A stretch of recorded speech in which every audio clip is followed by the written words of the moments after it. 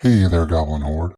I am the Goblin King, and today I guess we're talking about what everyone else is talking about. No, the other thing everyone else is talking about. That's right. Dave Chappelle getting attacked on stage. It also looks like I've come to this story late enough that the cops have identified and arrested the dude responsible. Though I suppose that isn't much of a surprise. As I understand things, the dude was pretty fucked up by Chappelle's security and probably couldn't have escaped even if he'd wanted to.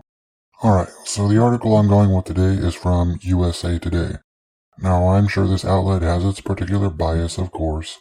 Though, reading through the thing already, this article didn't seem to be too bad in and of itself.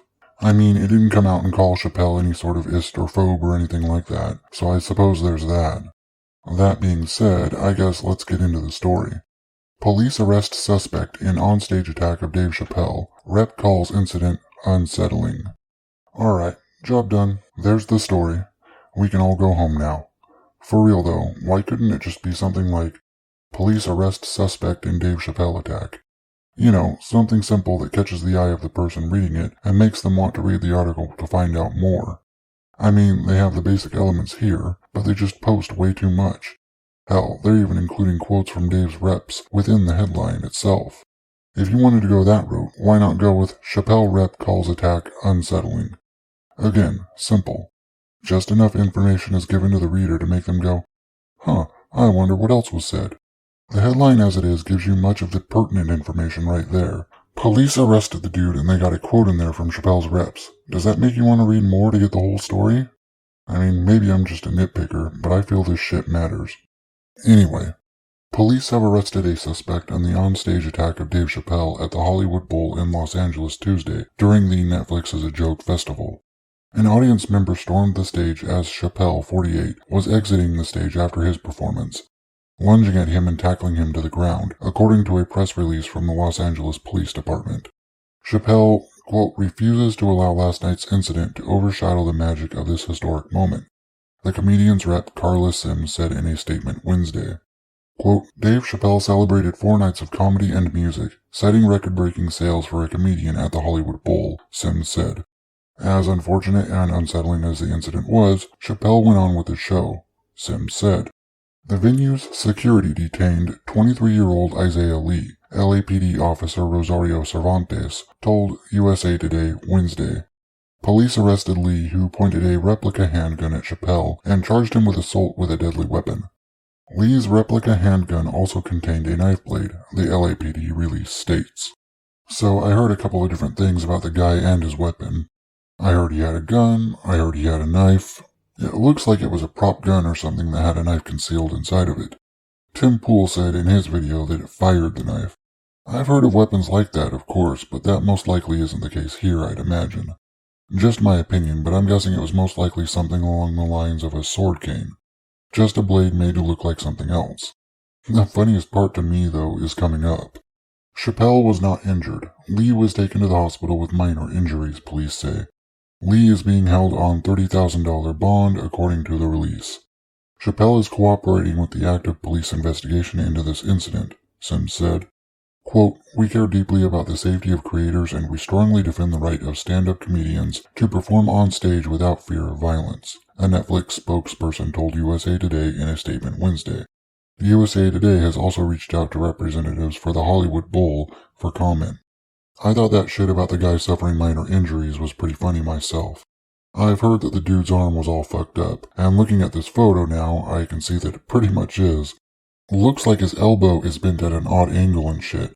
Now, it could have just been dislocated, but that just struck me as funny that he's all fucked up, but the injuries were minor. Not that I blame the security at all. They were handling a problem, and the guy had a weapon. Do what you gotta do. It's good, though, that Dave himself didn't get injured. According to the article here, it seems like he sidestepped the guy just enough and probably just got off with a bit of a bruised ego. Afterward, Chris Rock got up on stage and was Chris Rock, making a joke out of it and asking, was that Will Smith? No shade, of course, that's exactly what he should have done in that moment. Lightened things up and kept everybody calm, you know? That was definitely quick thinking on his part, and it seems that Dave just went on with the show after the fact too, which is also something that should have happened. The choices you make after something like this happens is what sends a giant signal to fuckos like this that want to try to use violence to get their messages across. After the incident with Will Smith, the responses from everybody to that incident is what sent the signal out there to dipshits like this Isaiah Lee that it was perfectly okay to get up on stage and attack a performer because you don't agree with them. The people who sent that message loud and clear were the idiots running the Oscars for not immediately ejecting Will Smith and pressing charges.